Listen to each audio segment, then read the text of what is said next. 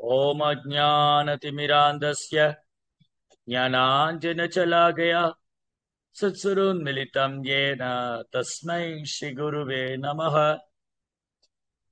नमो ॐ विष्णुपादाय कृष्णप्रेष्ठाय भूतले श्रीमते भक्तिवेदान्तस्वामीति नामिने नमस्ते सारस्वती देवे गौरवाणी प्रचारिणे निर्विशेषशून्यवादी पाश्चात्यदेशतारिणे जय श्री कृष्ण चैतन्य प्रभु नित्यानंद श्री अद्वैत गदाधर श्रीवासदि गौर भक्त वृंद हरे कृष्णा कृष्णा कृष्णा हरे हरे हरे राम राम राम हरे हरे हरे कृष्णा பக்தர்களுக்கு இனிமையான மாலை வணக்கம். இன்றைய பாகவத சத்சங்க வகுப்புல கலந்துட்டு இருக்கிற எல்லா பக்தர்களுக்கும் என்னுடைய பணிவான நமஸ்காரம். ஸ்ரீமத் பாகவத்துடைய 3ஆம் ஸ்கந்தம் 16ஆம் அத்தியாயத்துடைய தொடர்ச்சி. இன்னைக்கு நம்ம படிக்கிற இந்த அத்தியாயத்துடைய தலைப்பு ஜெயன் விஜயன் என்பவர்கள் முனிவர்களால் சபிக்கப்பட்டது. அதுல இன்னைக்கு படிக்கிற ஸ்லோகம் 26வது பதம். இந்த ஸ்லோகம் பகவானே சொல்றார். ஸ்ரீ பகவான் உவாச்ச ஏதோ சுரேதர கதிம் பிரதிபத்ய சத்யः சம்பிரம்ப சம்பிரதः சமாதி அனுபக்த யோகௌ பூயஸ்ஸகாயா சகாசம் உபயாஸ்த்யத ஆசுயோவஹ சாபோ மயைவ நிமிதஸ் தத் அவேத விப்ராஹ. பகவான் பதிலளித்தார், ஓ அந்தணர்களே, இவர்களுக்கு நீங்கள் அளித்த தண்டனையானது உண்மையில் என்னால் விதிக்கப்பட்டதாகும். ஆகையினால் இவர்கள் அசுரகுலத்தில் பிறப்பார்கள். ஆனாலும் இவர்கள் சினத்தினால் தூண்டப்பட்டு ஆழ்ந்த சிந்தனை நினைவு இவற்றின் துணை கொண்டு எப்போதும் என்னோடு உறுதியாக இணைந்திருப்பார்கள். இவர்கள் கூடிய விரைவில் மீண்டும் என்னை அடைவார்கள். சரி, ரொம்ப அழகான ஒரு அத்தியாயம்.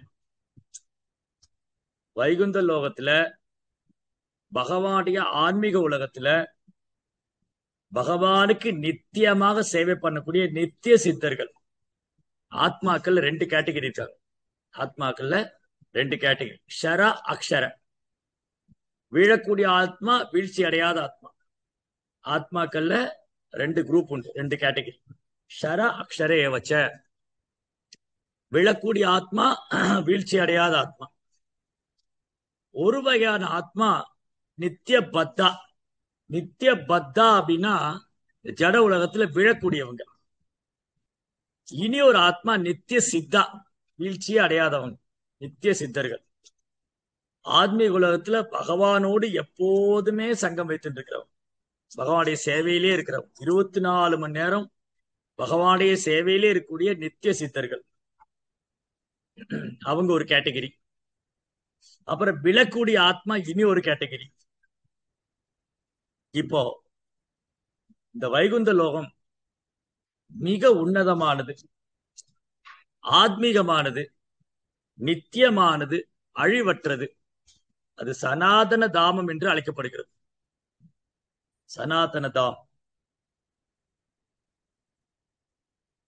நதத் பாஷேதே சூரியோ நசசாங்கோ ந பாவகா எத்கத்வான நிவர்த்தந்தே தத்தாம பரமமம. அர்ஜுனா, எனது உலகத்தில் சந்திரன் தேவையில்லை, சூரியன் தேவையில்லை, மின்சாரம் தேவையில்லை. அங்க ஒருத்தர் வந்துட்டா திரும்பி இங்க வர வேண்டியதில்லை. நதத் பாஷையதே சூரியோ நசசாங்கோ ந பாவகா. பகவானுடைய உலகத்துல சூரியன், சந்திரன், மின்சாரம் எதுவும் தேவையில்லை.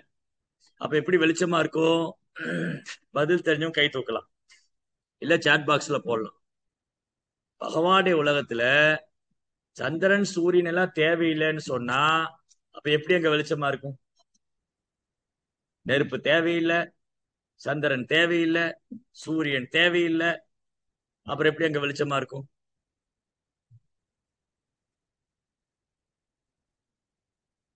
ஹரே கிருஷ்ணா. ஹரே கிருஷ்ணா. பிரபுஜி சொல்லாங்களா பிரபு? ஹரே கிருஷ்ணா. பகவானுடைய தேஜஸ், அவருடைய ஆன்மீக உடலிருந்து வரும் ஜோதி பிரபு. ஹரே கிருஷ்ணா.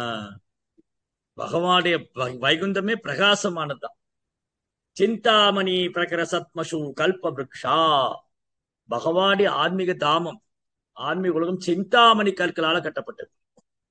சிந்தாமணி கற்கள் சுய பிரகாசம் உடையது. அதே மாதிரிதான் வைகுந்த தாமம், சிந்தாமணி கல்லால கட்டப்பட்ட வைகுந்த தாமம் சுய பிரகாசம் உடையது. இப்போ ஒரு உதாரணம். சரி, நம்ம எல்லாம் வைகுந்தத்தை பார்த்தது இல்ல, நம்ம யாருமே வைகுந்தத்தை பார்த்தது இல்ல. யாராவது வைகுந்த லோகத்தை பார்த்துட்டு இருந்தீங்கன்னா கை தூக்குங்க. நான் வைகுண்டத்துக்கு போயிட்டு வந்துட்டேன், இல்ல வைகுண்டத்தை பார்த்துட்டேன். இல்லையா? நம்ம யாரும் வைகுந்தத்தை பார்த்தது இல்ல, அங்கிருந்து வீழ்ந்துட்டோம். ஆன்மீக உலகத்திலிருந்து வீழ்ந்தனாலதான் நம்ம வீழ்ந்த ஆத்மா, ஃபாலன் சோல். சரி, இப்போ இதை எப்படி நான் புரிஞ்சுக்கிறது? பகவானுடைய உலகத்துக்கு சூரியன் தேவையில்லை, சந்திரன் தேவையில்லை, மின்சாரம் தேவையில்லை, அப்படின்னா அங்க சுய பிரகாசம். சரி, இப்போ புரிஞ்சுக்கிற மாதிரி ஒரு உதாரணம். பகவானுடைய உலகம் ஆன்மீக உலகம், அது ஒரு புறம் இருக்கட்டும். இந்த ஜட உலகத்தை எடுத்துக்கிட்டாலே சூரிய மண்டலம், சூரிய கோலம். அங்க யாராவது விளக்கு போடணுமா? கரண்ட் கனெக்ஷன் கொடுக்கணுமா? இல்ல நெருப்பு விளக்கு தான் தேவையா? தேவையே கிடையாது. சூரிய மண்டலத்துக்கு விளக்கு தேவையில்லை, மின்சாரம் தேவையில்லை, எண்ணெய் நெய்யெல்லாம் தேவையில்லை. அங்க சந்திரன் எதுவும் தேவையில்லை. ஏன்னா அந்த கிரகமே சுயப்பிரகாசம் முடியுது. யக்ஷுரேசு சவிதா சகல கிரகானா ராஜா சமஸ்த சுரமூர்த்தி அசேஷ தேஜா. தேஜா நம்ம ஊர்ல எல்லாம் பேர் வைப்பாங்க, தேஜஸ்வினி, தேஜா, தேஜஸ். தேஜஸ் மீன்ஸ் பிரைட்னஸ், பிரகாசம். தேஜா. யக்ஷுரேசு சவிதா, சூரிய தேவனுடைய பேர் சவிதா. சகல கிரகானா ராஜா, அந்த சூரிய தேவன் இருக்காரு எல்லா கிரகத்துக்கும் ராஜா, எல்லா கிரகத்துக்கு ராஜா. யக்ஷுரே சவிதா சகல கிரகானா ராஜா சமஸ்த சுரமூர்த்தி அசேஷ தேஜா. பயங்கரமா பிரகாசிக்கூடிய கிரகம். இப்ப பாக்குறோம் இல்லையா சூரியனை? என்னடானா நம்ம ஊர்ல 365 நாள்ல 300 நாள் வெயிலாதான் இருக்கு. மே மாசம் முடிஞ்சு ஜூன், ஜூலை, ஆகஸ்ட் வந்தாச்சு. அடுத்து செப்டம்பரே வரப்போகுது. இனி வெயில் குடும்பம் தாங்க முடியல. ஏதோ வரம் வாங்கி வந்துட்டோம்னு நினைக்கிறேன். நம்மலாம் வெயில் கொளுத்து, வெளியிலேயே போக முடியல. அப்போ சூரியன் பூமியிலிருந்து பல ஆயிரம் மைல்கள் தூரத்தில் இருக்கு. பூமி பூகோளத்திலிருந்து சூரிய கோலம், பூகோளத்திலிருந்து சூரிய கோலம் பல ஆயிரம் கிலோமீட்டர் தூரத்தில் இருக்கு, மைல்கள் தூரத்தில் இருக்கு. ஆனா நம்மளால உஷ்ணம் தாங்க முடியல. வெளிச்சம் கண்ணை பறிக்குது, கண்ணெல்லாம் கூசுது, சூரியனை நேருக்கு நேரா பார்க்க முடியல. அதனால என்ன அர்த்தம்? அந்த கிரகம் சுய பிரகாசம் உடையது. சூரியனுக்கு எல்லாம் எலக்ட்ரிசிட்டி தேவையில்லை. சூரிய மண்டலத்துக்கு போனோம்னா கரண்ட் பில்லே கட்ட வேண்டாம். இங்க அரசாங்கம் போடுற வரியை கட்ட முடியாம நீ போற போக்க பார்த்தா மக்கள்லாம் காட்டுக்கு தான் ஓடணும் போல இருக்கு. அப்ப காடும் இருக்காது, கிரசரை வச்சு எல்லாம் மலையெல்லாம் உடைச்சிருவாங்க. கலியுகத்துல கிரசரை வச்சு மலைகள்லாம் உடைச்சிடுறாங்க. நகரத்துக்குள்ள வாழ முடியாது, நரகமாக்கிட்டாங்க. நதிகள் எல்லாம் சாக்கடை ஆக்கிட்டாங்க, உணவை எல்லாம் விஷமாக்கிட்டாங்க. இப்ப எப்படி வாழ்றது? ஏதோ செத்தோம் பொழைச்சோன்னு வாழ்ந்துட்டு இருக்கோம். இதுதான் உண்மை. இன்னைக்கு நடக்கிற உண்மை என்னன்னா, ஏதோ பிறந்தோம் வாழ்ந்தோம், அப்படிதான் நடக்குது. இது எல்லாத்திலும் ஒண்ணு மையமா இருக்கு, புலனின்பம். என்ன நடந்தாலும் புலனின்பத்தை நாங்க தியாகம் பண்ண மாட்டோம், புலனின்பத்தை விட்டு கொடுக்கவே மாட்டோம். சாப்பாடு கிடைச்சாலும் சரி, கிடைக்கலனாலும் சரி, விஷமானாலும் சரி, இயற்கையானாலும் சரி, வெயில் கொடுமை, மழை என்னன்னாலும் சரி, நாங்க புலனின்பத்தை விட்டு கொடுக்க மாட்டோம். வெயில் கொளுத்துதோ கொளுத்துட்டுங்க, நாங்க ஏசி ரூம்ல போய் உட்காந்துக்கோங்க, ஒரு பிரச்சனை இல்லை எங்களுக்கு. ஏன்னா எங்களால புலனின்பத்தை தியாகம் பண்ண முடியாது. சரி, அது வேற டாபிக். சரி, இப்போ இந்த சூரிய கோலம் இருக்கே, அது சுய பிரகாசம் உடையது அப்படின்னா அடுத்த கேள்வி வந்துடும், அந்த சூரிய மண்டலத்தில் உயிர் வாழ முடியுமா? எப்படி? அது நெருப்பு கோலமா இருக்கே, பூமியிலிருந்து பல ஆயிரம் மைல்கள் தொலைவுல இருக்கு, சூரியன்ல எப்படி உயிர் வாழ்றது? யாருக்கா பதில் தெரிஞ்சா கை தூக்குங்க, இல்ல சாட் பாக்ஸ்ல போடுங்க. சூரிய கோலத்தில் உயிர் வாழ முடியுமா முடியாதா? அங்க உயிர்வாளிகள் இருக்கிறார்களா இல்லையா? இல்லை பாலா பிரபு. உயிர்வாழிகள் இருக்கிறாங்க பிரபு, அதுக்கு தகுந்த உடம்பு அங்க இருக்கு ஆஹ் வேணும். எஸ். நான் சூரிய கோலத்துல போய் வாழணும்னா என் உடம்பு நெருப்புத்தன்மை அதிகமாக இருக்க வேண்டும். இப்போ நான் இந்த பூகோளத்துல வாழ்றேன். நான் எப்படி இந்த பூகோளத்துல வாழ்றேன்? இந்த பூகோளம் 5 மகாபூதங்களால் செய்யப்பட்டது. பூமி, நிலம், நீர், நெருப்பு, காற்று, ஆகாயம். நிலம், நீர், நெருப்பு, காற்று, ஆகாயம். என் உடல், நாம் எடுத்துக்கொண்டிருக்கிற உடல், இந்த பூமியில நாம் எடுத்துக்கொண்டிருக்கிற இந்த உடல் இந்த பூமியில வாழ்றது தக்கது. அதுலயே பாத்தீங்கன்னா என்னால அமெரிக்கால போய் வாழ முடியாது. கொஞ்சம் கஷ்டமா இருக்கும் ஆரம்பத்துல. அந்த சீதோஷன் ஒத்துக்காது, எனக்கு குளிருது, காய்ச்சல் வருது, சளி பிடிச்சிக்குது, பல பிரச்சனை வருது. அப்புறம் கொஞ்சம் கொஞ்சமா அந்த சீதோஷனத்துக்கு என்ன நான் என் உடம்பு தயாராகும் பொழுதுதான் என்னால அமெரிக்கால தங்க முடியும். அதே மாதிரி ஒரு அமெரிக்கர் இந்தியா வந்தாருன்னா இங்க இருக்கிற சீதோஷத்துக்கு அவருக்கு உடனே ஒத்துக்காது. அவர் கொஞ்ச நாள் ஆகணும். அதெல்லாம் பழகி இந்த கிளைமேட் எல்லாம் அவருக்கு ஒத்து வரும்போதுதான் அந்த உடல் ஒத்துழைக்கும். ஆரம்பத்துல உடல் ஒத்துழைக்காது. இப்போ இந்த உடலே என்ன ஆகுது, நம்ம ஒரு நாட்டுல இருந்து இன்னொரு நாட்டுக்கு போனா ஒத்துழைக்க மாட்டேங்குது. குளிர் பிரதேசத்துக்கு போனா நமக்கு ஒத்துக்கல, அந்த குளிர் பிரதேசத்துல இருக்கிறவங்க வெப்ப நிறைந்த பகுதி அவங்களுக்கு ஒத்துக்கல. சரி, அடுத்தது. அப்புறம் இது ஒரு வினோதமான வாழ்க்கை பாருங்க.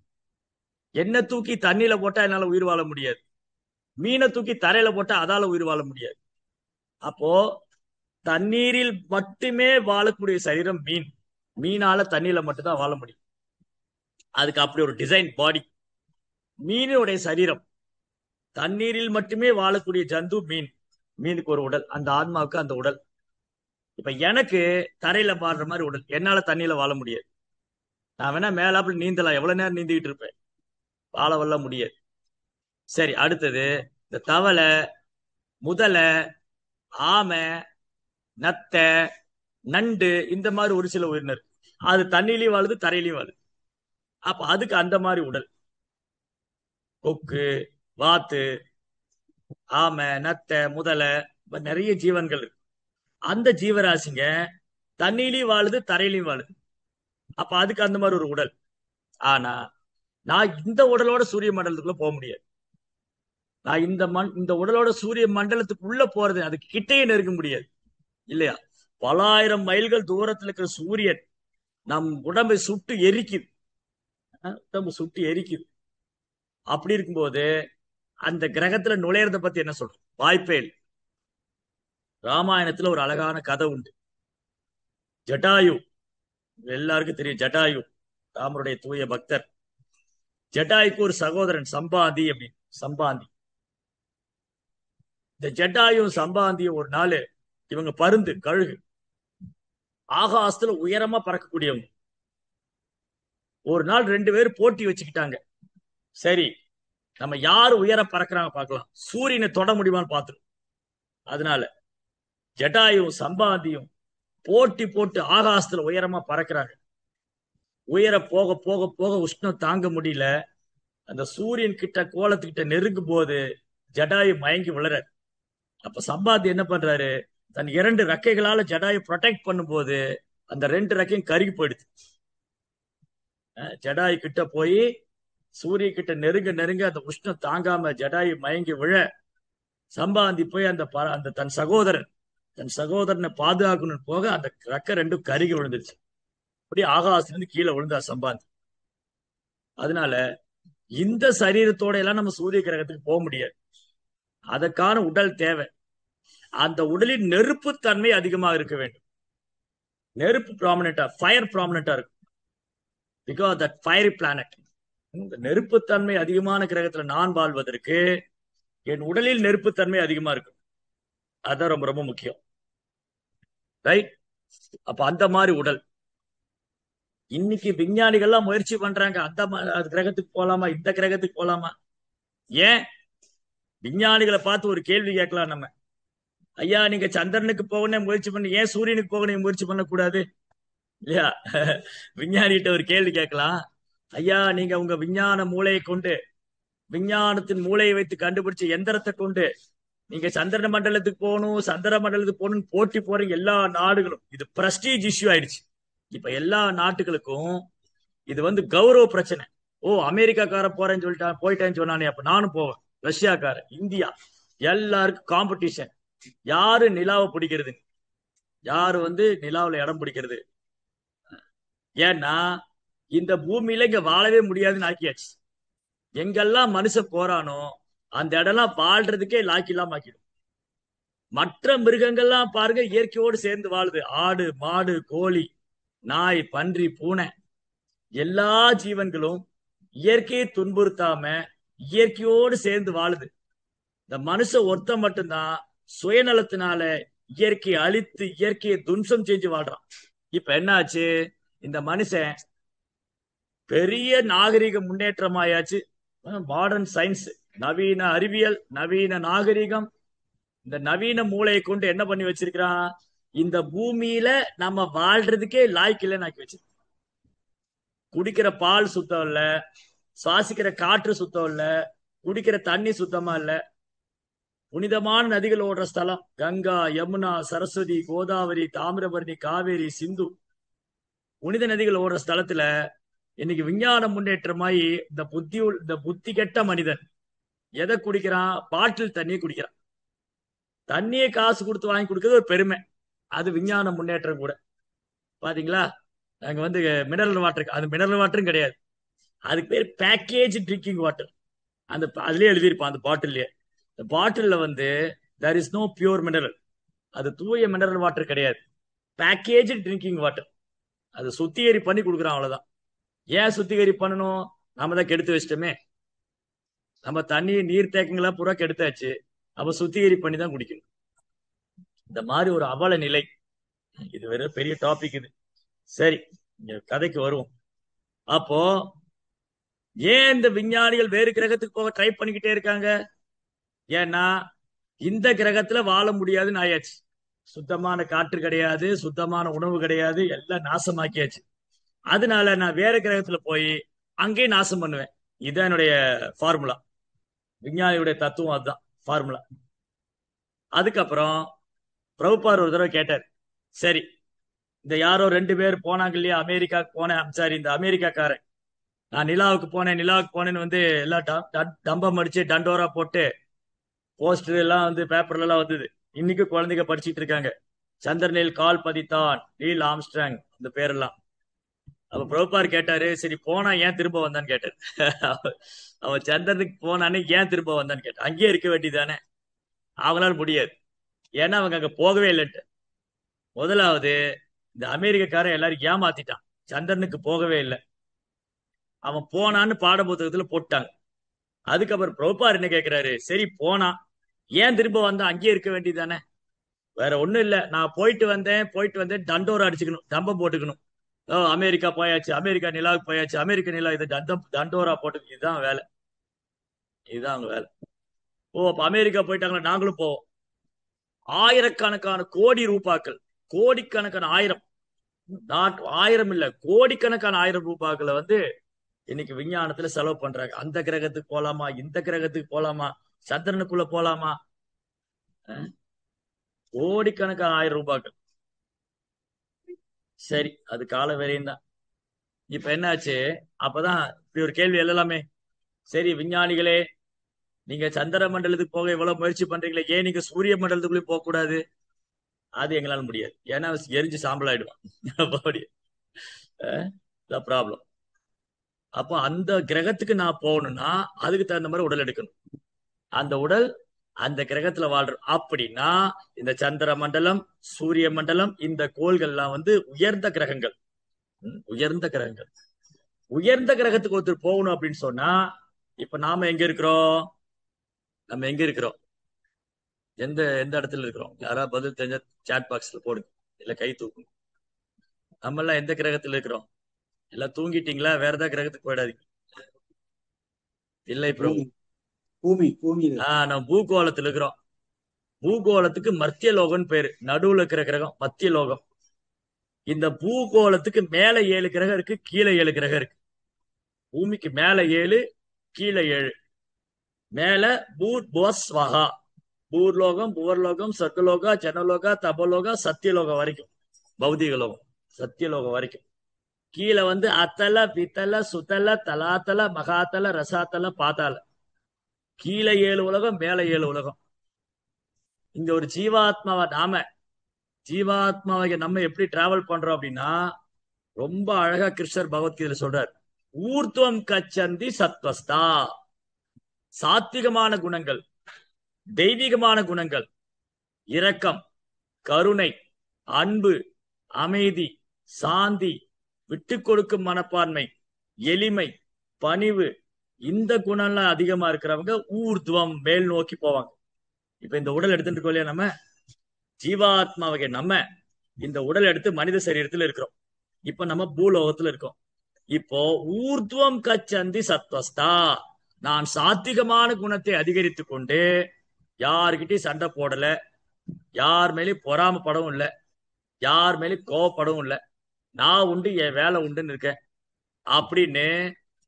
பக்தி ஒரு பக்கம் இருக்கட்டும், பக்தி வச்சுக்கோங்க. பக்தி இப்ப நம்ம பேச வரல, அது அப்புறம் பேசலாம். பக்தி ஒரு பக்கம் இருக்கட்டும். சாதாரணமா ஒருத்தன் ரொம்ப நல்லவனா வாழ்றான், யாரையும் துன்புறுத்தல, அவனால யாருக்கு ஒரு தொந்தரவும் கிடையாது, அவன் எல்லாருக்கிட்டையும் அன்பா இருக்கான், யாரும் வெறுக்கிறது இல்ல, யார் மேலேயும் பொறாமை இல்லை, எந்த ஜீவராசிட்டையும் தேசம் கிடையாது. அப்பேற்பட்ட ஒரு ஆத்மா, அந்த புண்ணிய ஆத்மா மேல் கிரகத்துக்கு போவார். ஊர்துவம் கச்சந்தி சத்வஸ்தம். சாத்விகமான குணத்துல செயல்பட்டதுனால அந்த ஆன்மா அந்த உடலை விட்ட உடனே அந்த புண்ணிய கர்மாவை அனுபவிக்கிறதுக்காக அவன் மேல் உலகத்துக்கு போவான். சரி, அடுத்தது மத்திய திஷ்டந்தி ரஜசா. ரஜோகுணம். கோபம், சண்டை, ஆக்ரோஷம், பொறாமை, விருப்பு வெறுப்பு, அடக்கி ஆள்வது, திமிருத்தனம், இதெல்லாம் இருக்கிறவங்க இந்த உலகத்திலே வேற வேற சரீரம் மாறிக்கிட்டே இருப்பாங்க. மத்திய திஷ்டந்தி ரஜசா. இந்த உலகத்திலேயே 84 லட்சமான உயிரினங்கள். இந்த பூமியில பல சரீரம், நாய், பூனை, கழுதை, ஒட்டகம், பன்றி, மனுஷன், மிருகம், தாவரம், பறவை. இப்படி ரஜோகுணம், கோபம், முட்டாள்தனமான செயல், ஆக்ரோஷம், பொறாமை, ஆணவம், செருக்கு, இந்த குணம் அதிகமா இருக்கிறவங்க இந்த உலகத்திலேயே வேற வேற சரீரம் மாறிக்கிட்டே இருப்பாங்க. ஜெகன்ன குண வித்திஷா அதோ கச்சந்தி தாமசா. அறியாமை குணம், மந்த புத்தி, சோம்பேறித்தனம், சுறுசுறுப்பு இல்லை, உற்சாகம் கிடையாது, இந்த மாதிரி ஒரு டல் மைண்டட், மந்த புத்தி, புலனின்பமே பிரதானம், புலனின்பத்தை தவிர வேற ஒன்னும் தெரியாது, அவங்க எல்லாம் வந்து இருள் நிறைந்த பிரதேசத்துக்கு போவாங்க. இப்படித்தான் கிரகத்துக்கு செல்றோமே தவிர எந்திரத்தை வச்சுக்கிட்டு எல்லாம் போக முடியாது. நாம் செய்த பாவ புண்ணியங்களே தீர்மானிக்கிறது நம்ம எந்த கிரகத்துக்கு போறோம். இந்த உடல் தீர்மானிக்கிறது எனக்கு அடுத்த உடல் என்ன. இப்ப நம்ம எல்லாம் ஒரு உடல் எடுத்திருக்கிறோம், இந்த உடல் தீர்மானிக்கிறது எனது அடுத்த உடல் என்ன. நான் சாத்வீகமான குணத்தில் இருந்தா குறைந்தபட்சம் மேல் உலகத்துக்கு போறேன். ரஜோ குணத்தில் இருந்தா இந்த பிறவிலேயே இந்த பூமியிலேயே பல பிறவிகள் மாறிக்கிட்டு இருக்கு. அறியாமை குணம் மேலோங்கி இருந்தால் கீழ்நிலையான பிரதேசத்தை நோக்கி போவோம். இந்த முக்குணத்தையும் கடப்பவனே ஆன்மீக உலகத்துக்கு போவார். சகுணான் சமதி தைதான் பிரம்ம பூயாய கல்பதே மாம் யச்சோ அபியபிச்சாரேன பக்தி யோகேன ஜஸ்ஸேவையே சகுணான் சமதி தைதான் பிரம்ம பூயாய கல்பதே. இந்த முக்குணத்தையும் கடப்பவன், சத்வ ரஜஸ் தமஸ், இந்த 3 குணத்தையும் கடக்கிறவர் தான் எங்க போவாரு? பகவானுடைய உலகத்துக்கு போவார். அப்படி வந்து பகவானுடைய தாமம் அது வந்து முக்குணத்துக்கு அப்பாற்பட்டது. பகவான் முக்குணத்துக்கு அப்பாற்பட்டவர், பகவானது தாமம் முக்குணத்துக்கு அப்பாற்பட்டது, பக்தர்கள், தூய பக்தர்கள் முக்குணத்துக்கு அப்பாற்பட்டவங்க. இதனால அந்த ஆன்மீக உலகம் வைகுந்த லோகத்துல ஒருத்தர் நுழையணும்னு சொன்னா இந்த 3 குணத்தையும் கடக்கணும். சத்வகுணம் கூட கட்டுப்படுத்தக்கூடியதுதான், அதையும் கடந்து சுத்த சாத்விகம், பியூர் சத்வா, அந்த ஸ்டேஜ் வரும். அது எப்ப சாத்தியமாகும்? அவ்யபிச்சாரேன பக்தி யோகேன ஜஸ்ஸேவையே. கலப்படம் இல்லாத பக்தி. அவ்யபிச்சாரி, விபச்சாரினா ரொம்ப மோசமா நடந்துக்கிறவன், அவ்யபிச்சாரினா ரொம்ப தூய்மையான பக்தி, கலப்படம் இல்லாத பக்தி. அந்த பக்தியில உள்நோக்கம் கிடையாது, அந்த பக்தியில கலப்படம் கிடையாது, எந்த ஒரு எதிர்பார்ப்பும் கிடையாது. வெறுமனே கிருஷ்ணரை சந்தோஷப்படுத்தணும், வெறுமனே பகவான் ஸ்ரீ கிருஷ்ணரை திருப்தி செய்ய வேண்டும், அவ்வளவுதான், வேற ஒண்ணும் கிடையாது, வேற எந்த ஒரு உள்நோக்கம் கிடையாது. அந்த மாதிரி பக்தி குருவை திருப்திப்படுத்துவதற்காக, ஸ்ரீல பிரபுபாதரை திருப்தி செய்வதற்காக, ஸ்ரீகிருஷ்ண பகவானை சைதன்ய மகாபிரபுவை திருப்தி செய்வதற்காக செய்யக்கூடிய பக்தி பியோர் பக்தி. அவ்யவிச்சாரின பக்தி யோக ரஜசே சகுணான் சமதீதை தான். அப்ப அந்த 3 குணத்தை கடந்து பிரம்ம பூயாய கல்பதே, நான் இந்த உடல் எல்லாம் ஆத்மா, நான் கிருஷ்ணனுடைய சேவகன். அப்பதான் அவர் அந்த உலகத்துக்கு போக முடியும், பகவானுடைய உலகத்துக்கு. அப்போ பகவான் நித்தியமானவர், அவர் தாமம் நித்தியமானது. அங்க இருக்கிற பக்தர்கள், தூய பக்தர்கள், வைகுந்தவாசிகள். இதுக்கு முன்னாடி ஸ்லோகங்கள்ல அந்த வைகுந்தவாசிகளை பற்றி வர்ணனை. அவங்க நினைச்ச கிரகத்துக்கு டிராவல் பண்ண முடியும். அவங்க ரொம்ப அழகான விமானத்துல தங்களை ரொம்ப அழகா அலங்காரம் செய்து கொண்டு அவங்க ஆகாசத்துல பறக்கக்கூடியவங்க. தோற்றத்துல விஷ்ணுவை போலவே இருப்பாங்க வைகுந்தவாசிகள். வைகுந்தவாசி தோற்றத்துல விஷ்ணு போல 4 கரம். சரி, அப்போ ஒரு கேள்வி வந்துருமே, அப்ப எப்படி கண்டுபிடிக்கிறது? பகவானும் 4 கரத்தோட வைகுண்டத்துல இருக்கிறாரு, விஷ்ணு தூதரும் 4 கரத்தோட வைகுண்டத்துல இருக்காங்க. 2 பேருமே மழைக்காலத்து மேகத்து ஒத்த நிறம், 2 பேரும் மஞ்சள் நிற பீதாம்பர ஆடை அணிஞ்சிருக்காங்க. அப்ப எப்படி கண்டுபிடிக்கிறது?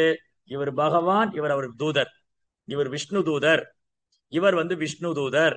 இவர் பகவான் கிருஷ்ணர், பகவான் வாசுதேவன், நாராயணர்.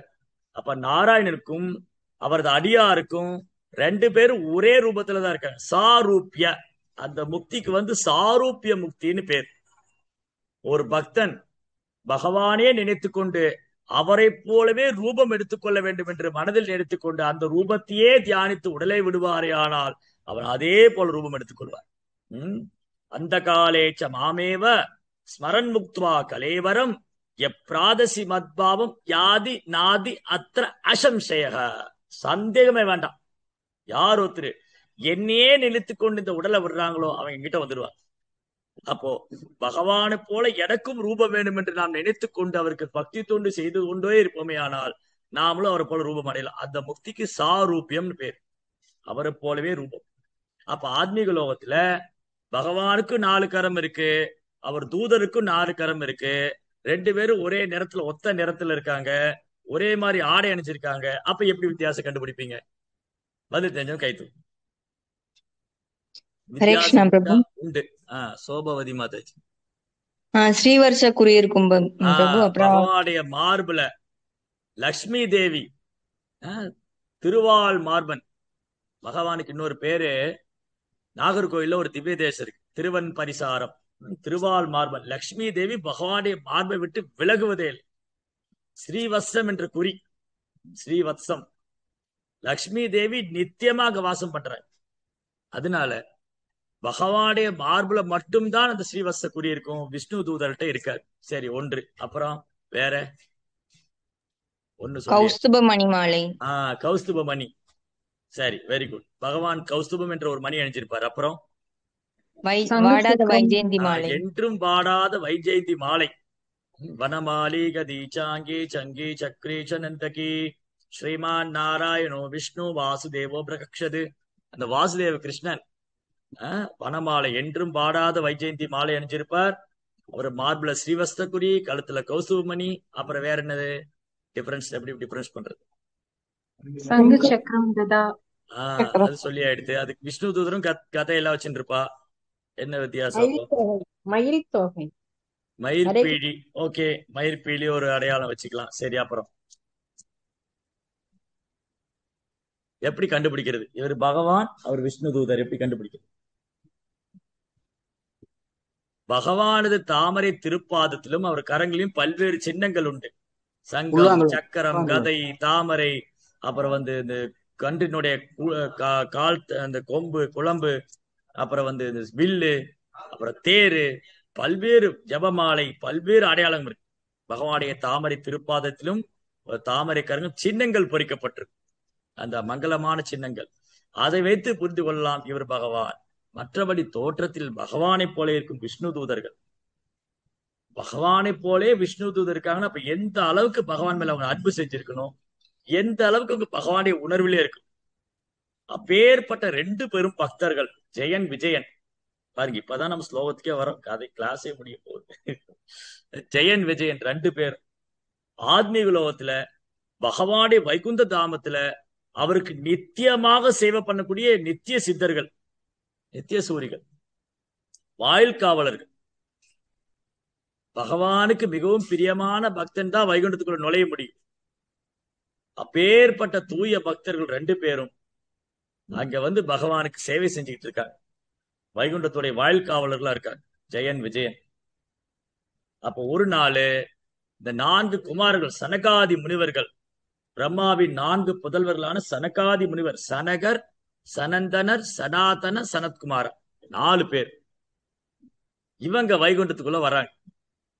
அப்ப இந்த வாயில் காவலர் பிடிச்சு நிறுத்திட்டாங்க. ஐயா, நீங்க எப்படி உள்ள வரலாம், யார்கிட்ட அனுமதி வாங்கினீங்க, எப்படி நீங்க வரலாம் தடுத்து நிறுத்தி விட்டார்கள். இந்த வாயில் காவலர்கள் 4 குமாரர்களை தடுத்து நிறுத்தி விட்டார்கள். உடனே குமாரர்களுக்கு கோபம் வந்து விட்டது. என்ன துணிச்சல் இருந்தா இவங்க என்ன தடுத்து நிறுத்துவாங்க? நாங்க அந்தணர்கள், பிராமணர்கள், இந்த வைகுந்தவாசிகளுக்கு வீண் கர்வம். நாங்க விஷ்ணுவுடைய வைகுந்த லோகத்தில் இருக்கிறோம், நாங்க அவருக்கு வந்து சேவை பண்ணிக்கிட்டு இருக்கிறோம், நாங்க எப்படி வேணாலும் செயல்படுவோம், யாரை வேணாலும் தடுத்து நிறுத்துவோம் அப்படின்னு கோவப்பட்டு சபித்து விடுகிறார்கள். சரி, இது வந்து எப்படி புரிஞ்சுக்கிறது? இப்ப ஜெயன் விஜயன் மேல ஏதாவது தப்பு இருக்கா? இப்போ இன்னைக்கு பாருங்க, யாராவது வீட்டு கதவு 24 மணி நேரம் திறந்தே வச்சிருக்கிறாங்களா? எப்ப பாரு கதவு மூடித்தான் இருக்கு, தாளை போட்டு உள்ள உட்காந்துக்கிறாங்க. வீட்டுக்கு வெளியில பெரிய ஒரு நாய் இருக்கு, பெரிய நாய் ஓ ஓ ஓ ஓ ஓ ஓ கத்திண்டே இருக்கு. அவ்வளவு சீக்கிரம் ஒரு சாதாரண மனுஷனை கூட பார்க்க முடியல. ஒரு சாதாரண மனுஷனை பார்க்கணும்னா காலிங் பெல் அடிச்சு அந்த நாயை தாண்டி போய் அந்த ஹவுஸ் ஓனர் வந்து விரும்பி அவர் கதவை திறக்கணும். சில ஆள்லாம் உள்ளே கேட்பாங்க, யாருங்க நீங்க, என்ன வேணும் உங்களுக்கு? ஏன்னா கலியுகத்துல யாரும் நம்ப முடியல, கதவை திறந்தா ஆளை தூக்கின்னு போயிடுறான், ஆளையே தூக்கிட்டு போயிடுறான். அதனால யாரு நீங்க, என்ன வேணும், எதுக்கு வந்தீங்க, 1008 கேள்வி. அப்போ ஒரு சாதாரண மனிதனுக்கு எப்படின்னா இல்லையா? நீங்க யோசிச்சு பாருங்க. இன்னைக்கு ஒரு சினிமா நடிகர் வீட்டுக்குள்ள நுழைஞ்சிட முடியுமா? ஒரு அரசியல் தலைவரோட வீட்டுக்குள்ள நுழைஞ்சிட முடியுமா? தவமா இருக்கிறாங்க. சினிமா நடிகர் வீட்டு முன்னாடி போய் உட்காந்து அவர் தரிசனம் கிடைக்காதா, அவர் வந்து பார்க்க மாட்டாரா, கையசைக்க மாட்டாரா, சிரிக்க மாட்டாரா, பேச மாட்டாரா? தாவமா இருக்காங்க, முட்டாள் ஜனங்க. அடுத்தது அரசியல் தலைவன், எங்கள் தலைவன் எங்களுக்கு தரிசனம் கொடுக்க மாட்டாரா, கிட்ட பேச மாட்டாரா, பார்க்க மாட்டாரா, தாவமா இருக்காங்க. முட்டாள் தொண்டர்கள், முட்டாள் ரசிகர்கள், முட்டாள் தொண்டர்கள். ஒரு சாதாரண மனுஷனை பார்க்கறதுக்கு இவ்வளவு பாடுபடும் போது அகிலாண்ட கோடி பிரம்மாண்ட நாயகன் பரமபுருஷோத்தமனான முழுமுதற் கடவுள் அவர் இப்படி சும்மா யார் வேணா போய் பார்த்துடலாமா? யார் வேணா உள்ள போயிட முடியுமா? சரி, அப்படி யாரா நுழைஞ்சிட்டா என்ன பண்ணுவாங்க? கூர்க்கா வருவான் ஃபர்ஸ்ட். ஐயா, என் அனுமதி இல்லாம உள்ள ஓடி வந்துட்டான், பெரிய தகராறு பண்ணிடுவாங்க. சரி, இது ஒரு புறம் இருக்கட்டும். இப்ப என்ன கேள்வினா, இந்த வைகுந்த லோகத்தில் இருக்கிற இந்த 2 விஷ்ணு தூதர்கள் இந்த குமார்களை தடுத்து நிறுத்தி விட்டார்கள். குமார்கள் சபித்து விட்டார். இப்போ இந்த விஷ்ணு தூதர்கள் இந்த அந்தணருக்கு மரியாதை கொடுக்கல. அந்தணர்கள் பிராமணர்கள் அதிதி தெய்வோபவ, அழையா விருந்தினர் வந்திருந்தாங்க. இப்ப நம்ம வீட்டுக்கு ஒருத்தர் தெரியாம நம்ம கூப்பிடவே இல்லை, ஆனா வந்துட்டாங்க. நம்ம வீட்டுக்கு ஒரு விருந்தாளியா வந்துட்டாங்க. நம்ம கேட்போமா, ஏன் வந்தீங்கன்னு? உன்னை எல்லாம் யாரு கூப்பிட்டா, எதுக்கு வந்த அப்படியே கேட்போம்? அடடா, ஒரு போன் பண்ணிருக்கலாமே, ஒரு மெசேஜ் போட்டிருக்கலாமே, ஏதாவது அரேஞ்ச் பண்ணிருப்போமே. சரி இருங்க உட்காருங்க அப்படின்னு சொல்லி ஓடி போய் அதை வாங்கி வந்து இதை வாங்கி வந்து, கூல்ட்ரிங்க்ஸ் குடிக்கிறீங்களா, இளநீ சாப்பிடுறீங்களா, அதை சாப்பிடுறீங்க, இதை சாப்பிடுறீங்களா, பயங்கர உபச்சனை பண்ணுவோம். இது முதல் நாள் மட்டும்தான். முதல் நாள் வந்து விழுந்து விழுந்து உபசரிப்போம். 2ஆம் நாள் அதுல 50% குறைஞ்சு போயிடும். 3ஆவது நாள் எப்ப போறீங்கன்னு கேட்போம். 4ஆவது நாள் இருந்தாங்க, நீங்க போய் எனக்கு சாப்பாடு பண்ணி எடுத்துட்டு வாங்கன்னு. நீங்க சமைச்சு வீடெல்லாம் சுத்தம் பண்ணி வைங்க, நான் வெளியில போயிட்டு வரேன். விருந்து மருந்து 3 நாள் தான் சொல்லுவோம் இல்லையா? சரி, இப்ப என்ன ஆச்சு? இந்த ஜெயன் விஜயன் இந்த வைகுண்டத்துக்கு வந்த பிராமணர்களை தடுத்து நிறுத்தி விட்டார்கள். பிராமணரும் கோபம் கொண்டு சபித்து விட்டார். இது இயற்கைக்கு மாறால இருக்கு. ஆக்சுவலி சாஸ்திரப்படி ஒரு பிராமணர் எப்பவும் அமைதி, சாந்தம், சாந்தி ஆர்ஜவம், சமோதபஸ்தப சௌச்சியம் சாந்திரார்ஜவமே வச்ச ஞான விஜானம் ஆஸ்திக்யம் பிரம்ம கர்ம சபாவச்சம். அமைதி, புலனடக்கம், சுய கட்டுப்பாடு, இந்த குணங்களால ஒருத்தர் பிராமணர் அறியப்படுறார். இயேசுநாதர் கூட சொன்னார் இல்லையா, ஒரு கன்னத்தில் அறிந்தால் மறு கன்னத்தை காட்டு. இன்னைக்கு என்ன பண்ணுவோம், ஐயா நீங்க ஒரு கன்னத்துல அரைஞ்சிட்டீங்க, இன்னொரு கன்னத்துல அரைங்கன்னா சொல்லுவோம். அவன் நம்மள ஒரு கன்னத்துல அரைஞ்சா நம்ம 4 அரை, அவங்க 4 கண்ணு, 2 கன்னத்துல 2 4 போனஸா கொடுத்துருவோம். அவனுக்கு 4 அரை விட்டுருவோம். அந்த மாதிரி காலம். சரி, அது ஒரு வகை இருக்கட்டும். இப்ப பாயிண்ட் என்னன்னா, இப்ப விஷயம் என்னன்னா, இந்த பிராமணர்கள் சபித்து விட்டார்கள். சபிக்கப்பட்டது விஷ்ணு தூதர்கள். இதை எப்படி புரிஞ்சுக்கிறது? இது வைகுண்டத்துல நடந்தது, இது பூலோகத்துல நடந்தா சொல்லலாம். பூலோகத்தில் நடந்தா சரிங்க, அவர் தூய பக்தர் இல்ல, அதனால கோவப்பட்டாரு. இவரும் பிராமணத்துவத்தை சரியா ஃபாலோ பண்ணல, அதனால இவர் கோவப்பட்டாரு. 2 பேரும் சண்டை போட்டுக்கிட்டாங்க. இவங்க எல்லாம் சண்டை போட்டுக்கிட்டாங்க அப்படி சொல்லலாம். ஒரு ஒரு பூலோகத்துல இந்த பூமியில நடக்குது. ஒரு பிராமணர் ஒருத்தர் சபிக்கிறாருன்னா அவர் தன் பிராமணத்துவத்தை தவறாக துஷ்பிரயோகம் செய்து விட்டார். அப்படிதான் பரீட்சித்தோட லைஃப்ல நடந்தது. இந்த சிருங்கி என்ற பிராமண சிறுவன் தன் பிராமணத்துவத்தை துஷ்பிரயோகம் செய்து அந்த பாராளும் வேந்தனை சபித்து விட்டார். சரி சரி, அடுத்தது இந்த வைஷ்ணவர்கள் ஏன் அவங்க தடுத்து நிறுத்தணும்? பிராமணர்களை வழிபடணுமே. இதுக்கு முந்தைய ஸ்லோகத்துல படிச்சோம், பகவான் எப்படி பிராமணர்களை வழிபடுகிறார். பிராமணர்களுக்கு எனக்கு உணவளிக்கிறத விட பகவான் என்ன சொன்னாரு இதுக்கு முந்தின ஸ்லோகங்கள்ல, எனக்கு ஒருத்தர் பிரசாதம் கொடுக்கறத விட ஒரு அந்தனர் வைஷ்ணவருக்கு பிராமணருக்கு பிரசாதம் கொடுக்கும் போது அது பன்மடங்கு நான் மகிழ்ச்சி அடைகிறேங்கிறேன். ஒரு வைஷ்ணவர் வீட்டுக்கு கூப்பிட்டு, பிரபு மாதாஜி வாங்க எங்க வீட்டுக்கு பிரசாதம் சாப்பிட வாங்க அப்படின்னு உட்கார வச்சு பிரசாதம் பரிமாறினா பகவான் அந்த பக்தரிடத்துல பன்மடங்கு திருப்தி அடைகிறார். அவர் பகவானுக்கு பிரசாதம் கொடுத்த கூட அவர் திருப்தி அடையல. பகவான் தனக்கு யாராவது நிவேதனம் பண்ணா கூட அவளை முழு திருப்தி அடையல. ஆனா தன் பக்தனான பிராமணர் வைஷ்ணவருக்கு அவர் பிரசாதம் கொடுக்கும் போது பகவான் பேரானந்தம் அடைகிறார். அந்த பிராமணர் உண்ணக்கூடிய ஓரொரு கவலும் அது பகவான் சாப்பிடுறதா. பிராமணனுக்கு போஜனம், பிராமணருக்கு உணவளிப்பது பகவானுக்கு உணவளித்த மாதிரி. அந்த பிராமணன் வாய் கொண்டு பகவான் அதை ஏற்றுக்கொள்கிறார். பிராமணனா சும்மா பூணூல் போட்ட 2 பைசா பூணூல் போட்ட பிராமணர் இல்ல, உண்மையாலுமே பிராமணத்துவத்தை பின்பற்றக்கூடிய பிராமணர், வைஷ்ணவ பிராமணர், கிருஷ்ண பக்தரா இருக்கக்கூடிய பிராமணர். சரி, இப்ப காரணம் என்னது? பதில் தெரிஞ்சவங்க கை தூக்குங்க. ஏன் ஜெயன் விஜயன் சபிக்கப்பட்டார்? ஏன் குமாரர்கள் சபித்தார்கள்? இதை நாம் எவ்வாறு புரிந்து கொள்வது? சரியா பதில் சொல்றவங்களுக்கு இங்க பெரம்பலூர்ல தங்கமயில் ஜுவல்லரி ஓபன் பண்ணிருக்காங்க. அங்க கூட்டிட்டு போய் உங்க கடையை காமிப்போம், தங்கெல்லாம் வாங்கி தர மாட்டோம்.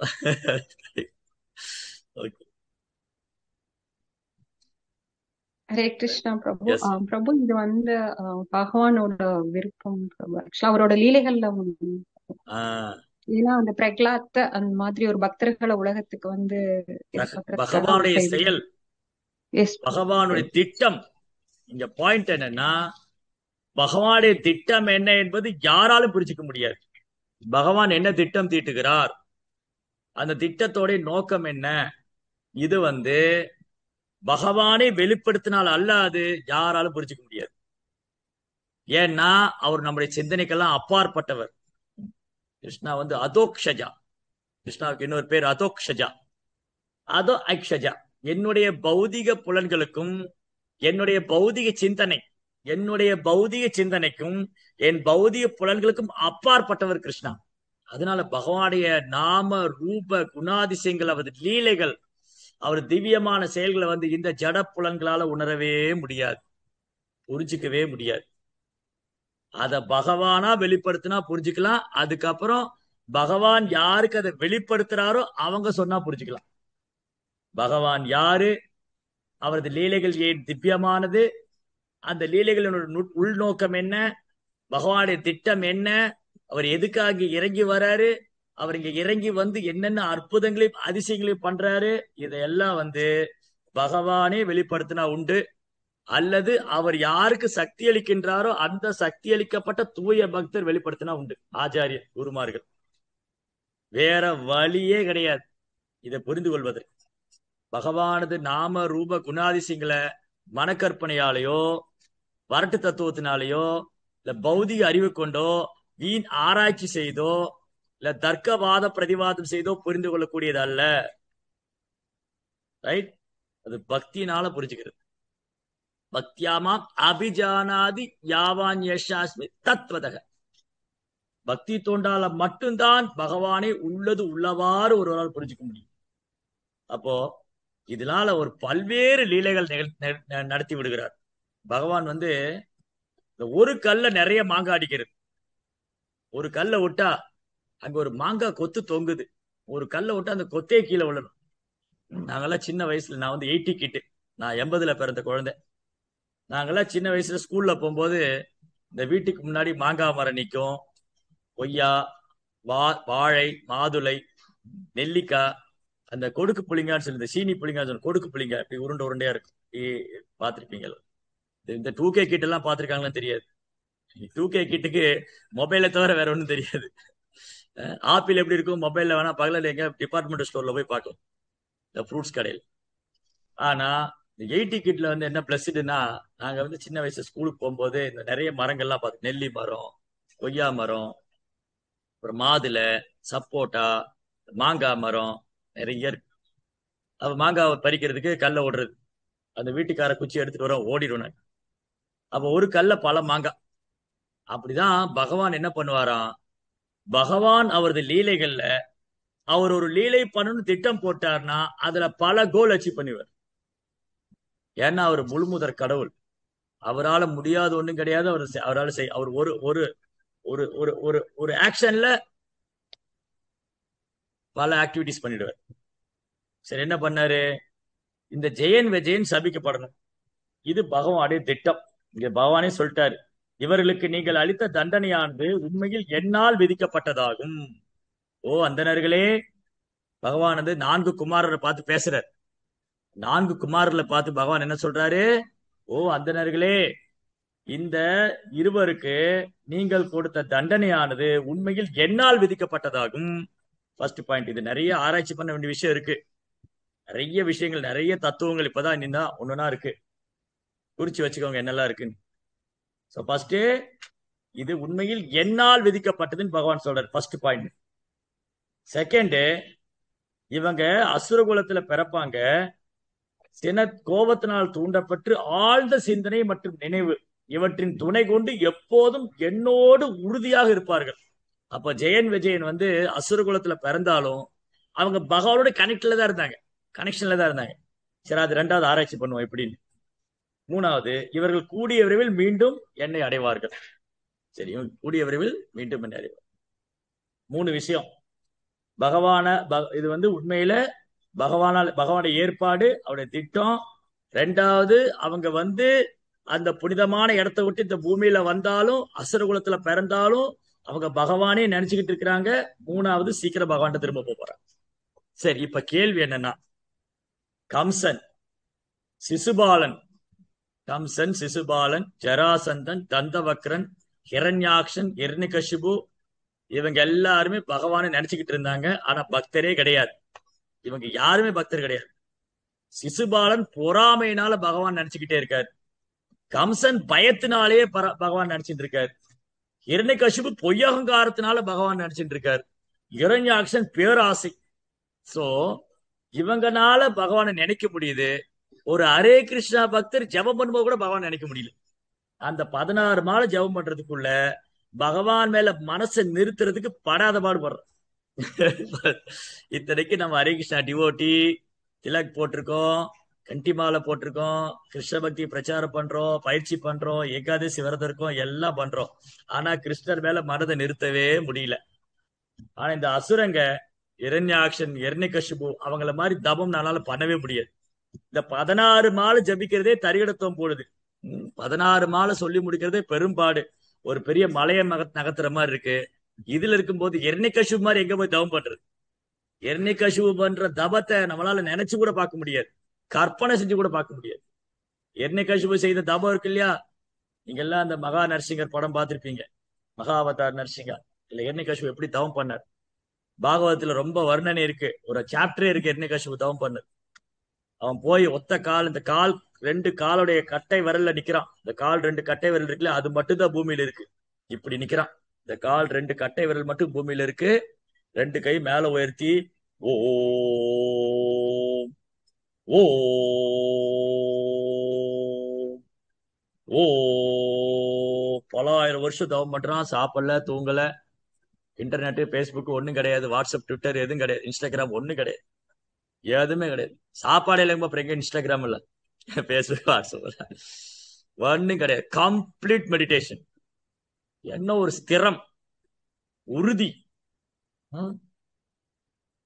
பயங்கரமான ஸ்திரம், அசுர உறுதி, அசுர பலம், முழு சக்தியும் பிரயோகிச்சு சாப்பிடாம தூங்காம மழை வெயில் குளிர் எதையும் பொருட்படுத்தாம தவம் செஞ்சான். அந்த தவத்தை பார்த்து பிரம்மா சொல்றாரு பிருகு முனிவர்கிட்ட, பிருகு உங்களால் கூட இந்த மாதிரி தவம் பண்ண முடியாது. பிருகு மாதிரி ஆக சிறந்த மகா முனிவர்கள், மகா ரிஷிகள், அகஸ்தியர், புலஸ்தியர், பிருகு, பாரத்வாஜர், இவ்வளோ மகா ரிஷிகள் இருக்காங்க. இங்க இவங்கனால கூட இந்த மாதிரி தவம் பண்ண முடியாது. அப்படி தவம் செஞ்சு அவங்க பகவானே நினைச்சுக்கிட்டு இருக்காங்க. சரி, இது ஒரு பக்கம் இருக்கு. இப்போ பக்தி பண்ற நம்மளால கூட பகவான் நினைக்க முடியல, அவங்க நினைச்சுக்கிட்டே இருக்காங்க. இதுல பிரச்சனை என்னன்னா அவங்க அனுகூலமா நினைக்கல. அந்த பக்தினா என்னது? அனுகூலேன கிருஷ்ணா அனுசீலனம் பக்தி ருத்தமா. அனுகூலேன கிருஷ்ண அனுசீலனம், நாம செய்யக்கூடிய கிருஷ்ணரை நாம் ஏனக்கேன எப்படியாவது நம்ம கிருஷ்ணரை மனசில் நினைக்கணும், எப்படியாவது கிருஷ்ணர் நினைக்கணும். ஆனா அது கிருஷ்ணருக்கு அனுகூலமா இருக்கணும், அது கிருஷ்ணருக்கு ஆப்போசிட்டா இருக்கக்கூடாது. இவங்க பண்ண தப்பு பகவான் மேல பகைமை கொண்டாங்க, ஆனா பகவான் தான் நினைச்சுக்கிட்டு இருந்தாங்க. அதுக்கான மோட்ச பிராப்தம் கிடைச்சது. உண்டு. காமா குரோதா பயா துவேஷா, ஏதோ ஒரு வகையில காமத்தினாலேயோ கோபத்தினாலேயோ பயத்தினாலேயோ பொறாமைனாலேயோ ஒருத்தர் கிருஷ்ணரை நினைச்சிட்டு இருந்தா கூட அவங்களுக்கு அனுகிரகம் உண்டு. இரண்யகசிபுக்கு அனுகிரகம் கிடைச்சதா? உண்டு. ராவணன், கும்பகர்ணன் எல்லாருக்கும் உண்டு. பகவான் கையால கொல்லப்பட்டு முக்தி அடைஞ்சாங்க. எந்த மாதிரி முக்தி அது? மகா ரிஷிகள், மாபெரும் முனிவர்கள் கடும் தவம் செஞ்சு அந்த தபத்தினால இறைவனோடு இரண்டர கலந்து விட வேண்டும். சாயுஜ்ய முக்தி, இறைவனோடு இரண்டர கலந்து விட வேண்டும், நான் பிரம்மத்தோடு ஒன்றாகி விட வேண்டும், நான் பிரம்மஜோதியில் நுழைந்து விட வேண்டும் என்று கடும் தவம் செய்யக்கூடிய ஞானிகள், அவங்க அடையக்கூடிய நிலை பல ஆயிரம் வருஷம் சாப்பிடாம தூங்காம கடும் தவம் செய்ய ஞானி எந்த நிலை அடைவாரோ அது கிருஷ்ணர் கையால கொல்லப்பட்டவங்களே அடைஞ்சிருக்காங்க. பூதனா, அகாசுரா, பகாசுரா, பௌமாசுரா கிருஷ்ணர் கையால கொல்லப்பட்டே அடைஞ்சிருக்காங்க.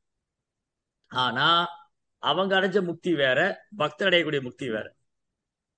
பக்தர் பகவானே வாழ்வார்.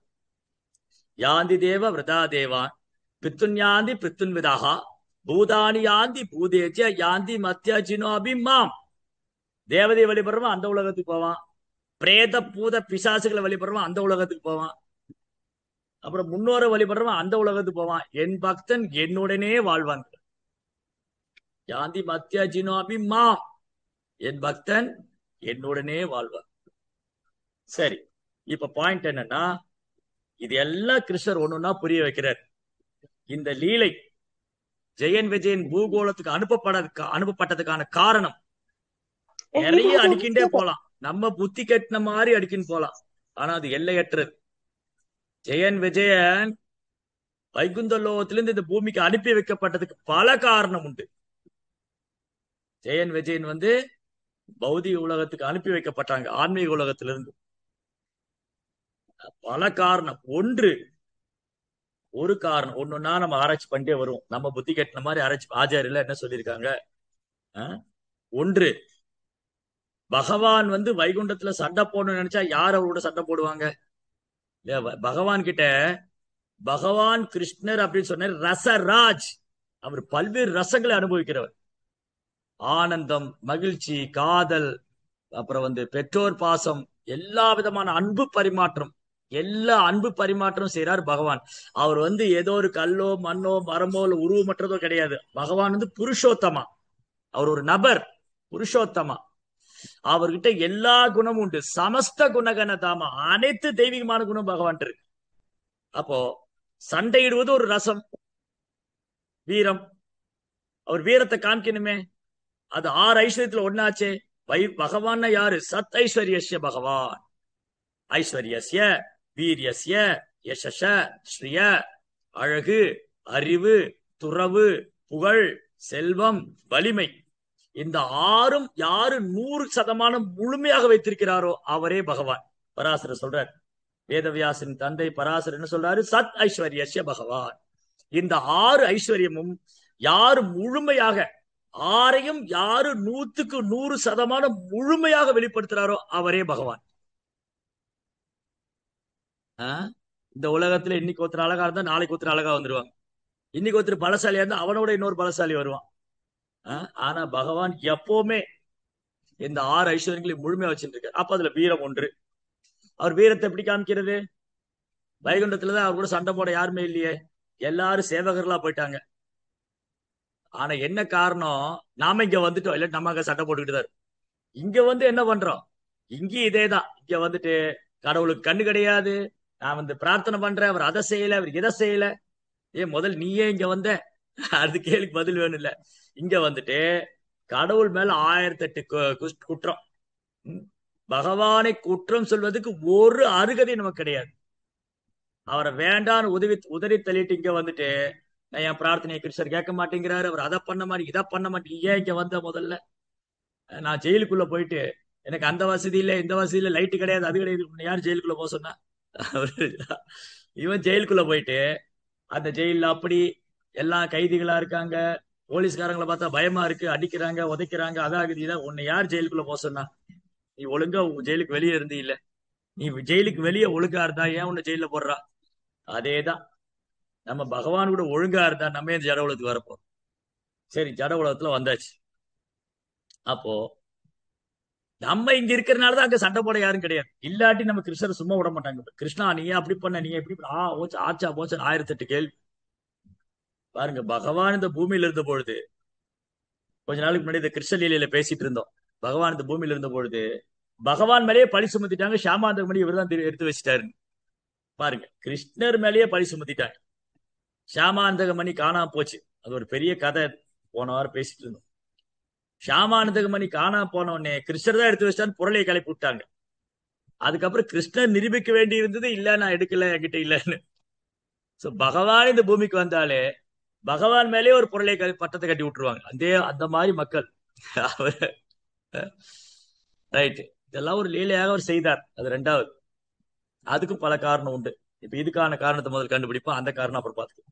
இதுக்கான காரணம், பகவான் கூட வைகுண்டத்துல சண்டை யாரும் போட மாட்டாங்க, எல்லாரும் அவருக்கு சேவை பண்றவர். ஆனா பகவான் தன் வீரத்தை காமிக்கணும் இல்லையா? அதனால தன்னுடைய 2 பக்தர்களை தேர்ந்தெடுத்து நீங்க பூமிக்கு போகன்னு அனுப்பிச்சு வச்சிட்டார். அதுதான் பொருளுடைய ப்ரோப்பா சொல்றாரு. எப்படின்னா, ஒரு நாடக மேடையில ஒரு சேவகன் எஜமானுக்கு எதிராக செயல்படுறாரு, அது நாடகம் தான். ஆனா உண்மையில 2 பேரும் விரோதி கிடையாது. ஆனா வெளி தோற்றத்துல பார்த்தா விரோதி மாதிரி சண்டை போட்டுக்கிறாங்க. நாடகம் முடிஞ்ச உடனே எஜமானுக்கு அந்த சேவகன் சேவை பண்ணிட்டு இருக்காரு. ஆனா இப்ப இதுதான் வந்து சண்டை போட்டுக்கிட்டு தான் இவ்வளவு நேரம், அது வெறும் நாடகம் தான். அந்த மாதிரி பகவான் தன் தெய்வீக மாலை லீலைகளை அனுபவிப்பதற்காக அவர் எப்பெல்லாம் இந்த பூமியில வராரோ தன் பக்தர்லையும் அழைச்சிட்டு வர்றாரு.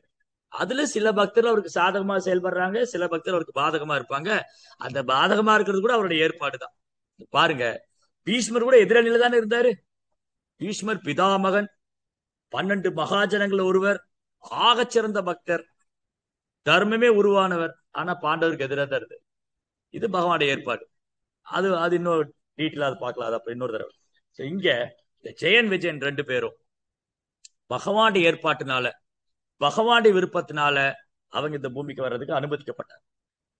சரி, அப்ப ஒன்று, பகவான் இந்த பக்தர்களோடு இந்த தன் பக்தனை இந்த பூமிக்கு அனுப்பிச்சு வச்சு அவங்களோடு சண்டை செய்து தன் வீரத்தை காமிக்கிறார். வராகமூர்த்தி இரண்யாசனும் பெரும் யுத்தம் நடந்தது. அது மாதிரி இரண்யகசிபுக்கும் பகவான் நரசிங்க தேவர் இல்லையா, அந்த மகாவதார் படத்துல எல்லாம் பார்த்திருப்பீங்க. பயங்கரமா கிராபிக்ஸ் எல்லாம் பண்ணி ரொம்ப அழகா பண்ணியிருந்தாங்க. அந்த வராகமூர்த்தி எப்படி இரண்யாக்ஷன் கூட சண்டை போட்டாரு, நரசிங்கதேவ் எப்படி இரண்யகசிபு கூட சண்டை போட்டாரு. பாருங்க, இதுதான் உண்மை, இது யதார்த்தம். ஆனா இந்த உண்மைய நம்ம வந்து அனிமேஷன்ல பாக்குறோம், உண்மையை அனிமேஷன்ல பாக்குறோம். ஆனா இன்னைக்கு மக்கள் பெரும்பாலும் என்ன பண்றாங்க, உண்மையே இல்லாத விஷயத்த அனிமேஷன்ல பாத்துட்டு இருக்காங்க. அது கற்பனை. காணக்கூடிய பல்வேறு சினிமா படங்கள் கற்பனை. அந்த கற்பனையே பார்த்து ஆஹா ஓகோன்னு புகழ்றாங்க. நம்ம உண்மையை அந்த அனிமேஷன்ல பாக்குறோம். இது உண்மை, நிகழ்ந்தது, இதிகாஸ், இங்க நிகழ்ந்தது. சரியா? சரி, அது ஒரு புறம் இருக்கட்டும். அப்போ இந்த இரண்யாக்ஷன் என்ன கஷிபு பகவானோட சண்டை போட்டு அவருக்கு சேவை செய்தார். ஜெயன் விஜயன் 3 ஜெனரேஷன், இரண்யாக்ஷன் என்ன கஷிபு, ராவணன் கும்பகர்ணன், சிசுபாலன் தந்தவக்கரன், 3 முறை தலைமுறை அவங்க சண்டை போட்டு தங்கள் வீரம் மூலமா பகவானுக்கு சேவை செய்து அவங்க சேவை தான் பண்ணிருக்கிறாங்க. அதனாலதான் முக்தி கிடைச்சது அவங்களுக்கு.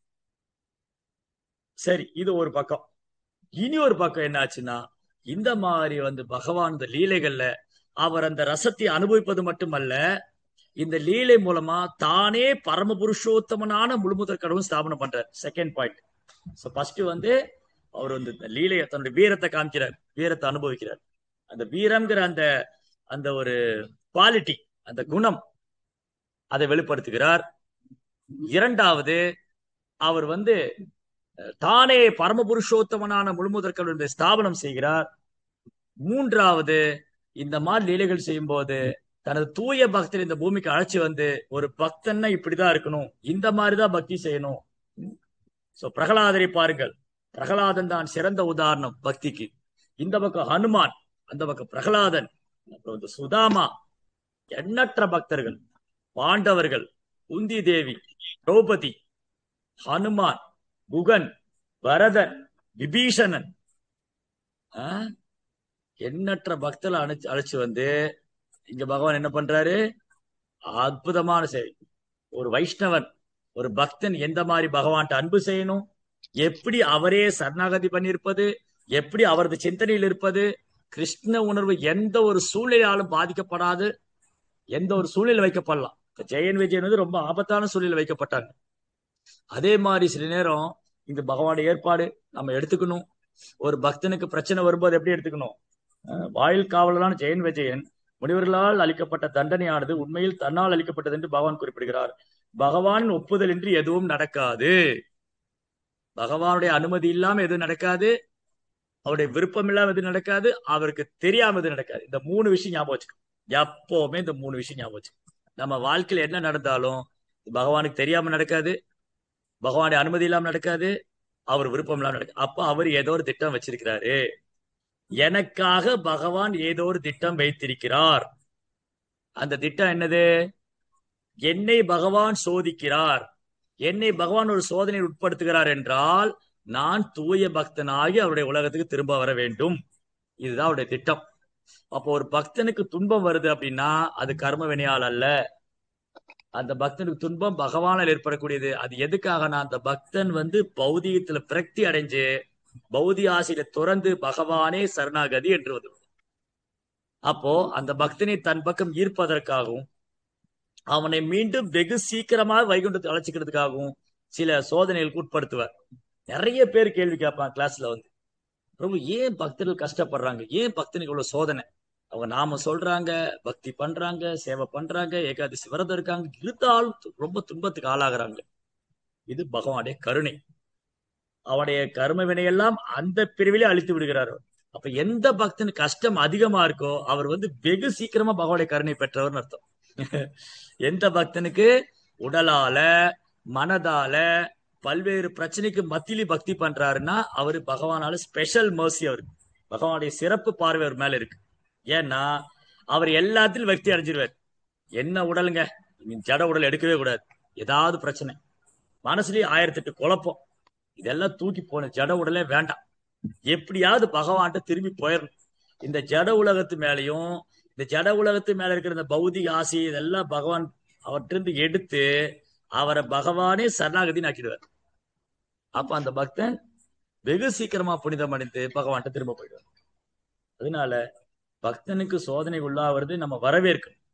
குந்தி தேவி வரவேற்றார் போல, ஓகே வர்றது வரட்டும், கிருஷ்ணா நீங்க என்ன வேணாலும் கொடுங்க, ஆனா உங்க தாமரை பாதம் மட்டும் என் இதயத்தை விட்டு விலகிடவே கூடாது. ஆசிஷவா பாதரதா மினஸ்டு மாமதர்ஷனமா மர்ம கரோதுவா யதா ததாவா விகதாதிலம்பதோ மத்காணநாதஸ்து சஏவ நாபரம். கிருஷ்ணா நீங்க என்ன வேணாலும் பண்ணலாம், என் முன்னாடி வராம என்ன நோகடிக்கலாம், எனக்கு ரொம்ப கஷ்டங்கள் கொடுக்கலாம், தொந்தரவு வரலாம், எது நடந்தாலும் சரி நீங்க தான் என் பகவான். அந்த ஒரு விஷயம் மட்டும் என் இதயத்திலிருந்து மாறவே கூடாது, நான் எப்போ உங்களை சரணாகதி பண்ணியிருக்கேன். அப்போ பகவானின் நாமத்தை வலுவா பிடிச்சுக்கணும். ஹரே கிருஷ்ணா கிருஷ்ண கிருஷ்ணா ஹரே ஹரே, ஹரே ராம ராம ராம ஹரே ஹரே. கிருஷ்ணா, பாண்டவருக்கு துன்பம் வந்தபோது உங்ககிட்ட ஓடி வந்தாங்க. பாண்டவர்களுக்கு தொந்தரவு வந்தப்போ உங்ககிட்ட ஓடி வந்தாங்க. பிரகலாதருக்கு துன்பம் வந்தபோது உங்ககிட்ட ஓடி வந்தாங்க. நான் எங்க போவேன்? எனக்கு யார் இருக்கா? பகவானே, எனக்கு உங்க புனித நாமம் மட்டும்தான் அடைக்கலாம். நான் நரசிம்மரை தேடி போற அளவுக்கு எனக்கு தூய பக்தி கிடையாது. நான் பிரபு ஸ்ரீராமரை தேடி போற அளவுக்கு எனக்கு தூய பக்தி கிடையாது. நான் பகவான் ஸ்ரீ கிருஷ்ணரை அணுகுவதற்கும் எனக்கு அருகதையே கிடையாது. பகவானே, எனக்கு ஒரே அடைக்கலம் தான் உங்க புனித நாமம் இருக்கு. இதுல உங்க எல்லா அவதாரம் சக்தி இதுல இருக்கு. நாம் அஹாரி பகுதானிஜ சர்வ சக்தி தத்ரார்பித நியமித ஸ்மரணேன காலகா ஏதாதிருஷி தவ கிருபா பகவன் மமாமி துர்தைவம் எதிர்சமிகாஜனி நானுராக. கிருஷ்ணா, எனக்கு இந்த புனித நாம தவிர வேற அடைக்கலமே கிடையாது. அதனால எனக்கு என்ன வந்தாலும் சரி, இந்த நாமத்தை நான் கைவிட மாட்டேன். அந்த நாமம் என்னை காக்கும். ஏன்னா அந்த நாமத்துல பகவான் நித்தியமா இருக்காரு. அந்த நாமம் அவரு வேற வேற இல்லை. ரைட்? அதனால நம்ம என்ன பண்ணணும்? நம்ம பகவானுடைய புனித நாமத்தை ஸ்ட்ராங்கா பிடிச்சுக்கணும். இப்ப பகவானுடைய தாமரை திருப்பாதங்களை வலுவா பற்றி கொள்ளக்கூடிய மனநிலை நம்ம கிட்ட இருக்கா? இல்ல. அல்ல ஸ்ரீராமரே 24 நினைத்து கொண்டு இருக்க முடியல. அப்ப என்ன பண்ணணும்? இந்த நாமம் ஒன்றுதான் ஒரே அடைக்கலாம். கலியுக மக்களுக்கு பகவான் நாம ரூபத்தில் இருக்காரு. ஏன்னா தெரியும் பகவானுக்கு இவங்களால என்னை தொடர்ந்து நினைக்க முடியாது. மையேவ மன ஆதர்ஷ்வா மயம் புத்திம் நிவேஷிய நிவிசசி மையேவ அத ஊர்த்த நசம்சய. பகவான் சொல்றார், அர்ஜுனா, எப்போதும் உன் மனதில் என்னே நினைத்துக் கொண்டு மையேவ மன ஆதர்ஷ்வா, எப்போது உன் மனதில் என்னையே நினைத்துக் கொண்டு உன் புத்தி சிந்தனை எல்லாம் எனக்கு அர்ப்பணம் செய்து எனக்காகவே நீ செயலாற்றலாம். சத்தியமா என்கிட்ட வந்துருவேங்கிறார். மையேவ மன ஆதர்ஷ்வா மயம் புத்திம் நிவேஷிய நிவிசசி மையேவ அத ஊர்த்துவ நஷ்டம் செய்ய. சந்தேகமே வேண்டாம். ஆனா அதான் பண்ண முடியலையே. எப்பவும் பகவானே நினைச்சிட்டு இருக்கவே முடியல. மறந்து போயிருது. பௌதிக எண்ணங்கள், பௌதிக சிந்தனை, பௌதிக பத்தி சோ மெனி திங்ஸ், ஆயிரக்கணக்கான எண்ணங்கள் வந்துகிட்டே. அப்ப அடுத்த ஆப்ஷன் கிருஷ்ணன். ஓகே, அப்ப அர்ஜுனன் சொல்லலாம், இல்ல முடியாது கிருஷ்ணா, என்னாலலாம் உங்களை நினைச்சிட்டே இருக்க முடியாது. வேற ஏதாவது வழி இருந்தா சொல்லுங்க. எப்படி உங்களை நினைச்சிட்டு இருக்க முடியும்? நான் ஒரு குடும்பஸ்தன், நான் ஒரு சத்திரியன், நான் ஒரு சாது இல்ல காட்டுல போய் உட்காந்து உங்களை தியானம் பண்றதுக்கு. அவங்களாலையும் முடியல, மனதை கட்டுப்படுத்த முடியல, காற்றை விட வேகமா போகுது. இப்படிலாம் அர்ஜுனன் ஆர்கியூ பண்ணலாம், கேட்கலாம். நம்ம கூட சொல்லலாம், கிருஷ்ணா அது முடியலையே, நீங்க ஈஸியா சொல்லிட்டீங்க பகவத்கீதையில என்னையே நினைச்சிட்டு இருங்க, பக்தனா இருங்கன்னு, பண்ண முடியலையே, கஷ்டமா இருக்கே. அப்ப கிருஷ்ண ஆப்ஷன் அதச்சித்தம் சமாதாதும் நசக்னோஷி மயி ஸ்திரம். சரி அர்ஜுனா, ஓகே, நான் பாயிண்ட்டுக்கு வரேன். உன்னால என்ன நினைச்சிட்டே இருக்க முடியலையா? அதச்சித்தம் சமாதாதும் நசக்னோஷி மயி ஸ்திரம்.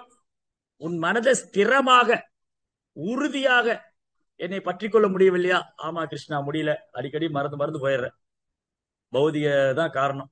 சரி, அப்ப என்ன பண்ணலாம்? அபியாச யோகேன ததோ மாம் இச்சாப்தும் தனம் செய்யா. நீ பக்தியோக நெறிமுறைகளை பின்பற்றுவதால, நீ பக்தியோகத்துல சொல்லப்பட்டிருக்கிற நெறிமுறைகளை தவறாமல் பின்பற்றுவதால் என் மீது ஒரு விருப்பத்தை வளர்த்து கொள்வாய். அதுதான் பிரபுபாதர் நம்ம சொல்லி கொடுக்குறோம். என்ன பண்றாரு? நம்மளால கிருஷ்ணரை நினைச்சிட்டே இருக்க முடியல. ஹிரண்யாக்ஷன், ஹிரண்யகசிபு, கம்சன் நினைச்ச மாதிரி கூட நம்மளால நினைக்க முடியல. அவங்களாவது பரவாயில்ல, கிருஷ்ணரே நினைச்சுக்கிட்டு இருந்திருக்காங்க, அனுகூலமா இல்ல அது ரெண்டாவது. ஆனா அவங்க நினைச்சிட்டே இருந்திருக்கிறாங்க. ஒரு அசுரம் கூட கிருஷ்ணரை நினைக்க முடிஞ்சது, என்னால நினைக்க முடியலையே. அப்ப என்ன பண்ணணும்? அபியாச யோகா, பக்தி யோகத்தினுடைய நெறிமுறைகள். அதிகாலை எழுந்திருப்பது, மங்களாரத்தி அட்டன் பண்றது, நாம ஜபிக்கிறது, பிரசாதம் சாப்பிடுறது, ஏகாதசி விரதம் இருக்கிறது, ஆச்சாரியர் என்னென்ன தத்தத் கர்ம பிரவர்த்தனம், ஆச்சாரியர் என்னென்ன சொல்லி கொடுத்திருக்காங்களோ அதையெல்லாம் பின்பற்றும் போது பகவான் மேல ஒரு விருப்பம் ஏற்பட்டு. அது எங்கிருந்து ஆரம்பிக்குது? ஹரே கிருஷ்ணா கிருஷ்ண கிருஷ்ணா ஹரே ஹரே, ஹரே ராம ராம ராம ஹரே ஹரே. நாம ஜபத்தின்னு தொடருது. அதனால நமக்கு உள்ளுக்கு இருக்கிற ஹிரண்யாக்ஷன், ஹிரண்யகசிபு, ராவணன், கும்பகர்ணன் நம்மளை விட்டு போகணும்னு சொன்னா, எப்படி இந்த பிரகலாதன் பகவானை பற்றி கொண்டாரோ, பாண்டவர்கள் பகவானை பற்றி கொண்டார்களோ, அதே போல் நாம் பகவானுக்கு புனித நாமத்தை அடைக்கலம் கொள்ளுது. அதை தவிர வேறு வழி இல்லை, வேறு வழியே இல்லைன்னு சொல்லியாச்சு. ஹரே கிருஷ்ணா. ஸ்ரீமத் பாகவதம் கி ஜெய், ஸ்ரீல பிரபுபாத் கி ஜெய்.